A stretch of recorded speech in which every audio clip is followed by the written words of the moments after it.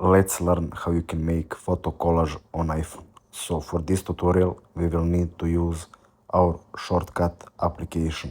So let's open our shortcuts. Now you need to click on this plus sign in top right corner, then click search for actions, and you just need to type in select photos. Now you need to search another action and you need to type photo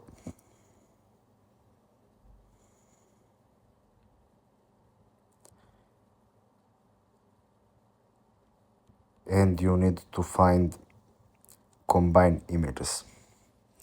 Now you need to click on this horizontally text and just select the option you like the most. For example, I will set in a grid, and now you can just click on select multiple photos